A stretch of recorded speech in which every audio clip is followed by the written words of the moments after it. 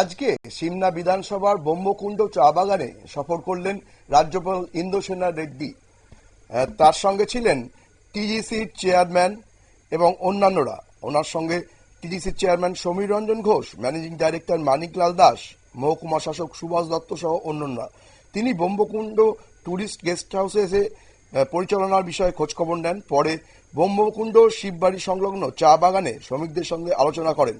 পরে যান ব্রহ্মকুণ্ড চা বাগান ফ্যাক্টরিতে, সেখানে চা উৎপাদন খুঁটিয়ে দেখেন তিনি। সবকিছু ঘুরে দেখার পর কর্মীদের কাছ থেকে জেনে নেন তাদের সমস্যা এবং সমস্ত কিছু বিষয়ে। পরে তিনি বলেন, ব্রহ্মকুণ্ড চা বাগানটি সরকার পরিচালিত একটি বাগান। তিনি বাগানটি দেখে আপ্লুত হন এবং এই বাগানের আধুনিকরণের বিষয়ে সরকার কাজ করছে বলে জানান।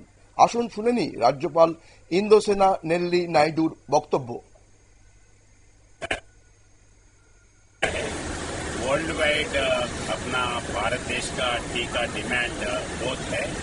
बहुत से जगह वर्कर्स कम होने से बहुत से जगह गार्डन उनको निकाल दे रहे हैं, मगर गार्डन्स खाली टी के लिए नहीं है।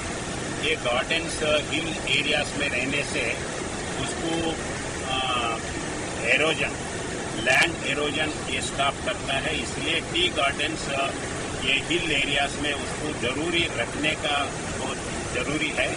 इसीलिए ये आगे लेके जाने के लिए पर्टिकुलरली नॉर्थ ईस्ट एरिया में, हिल एरिया में उसका जरूरी है।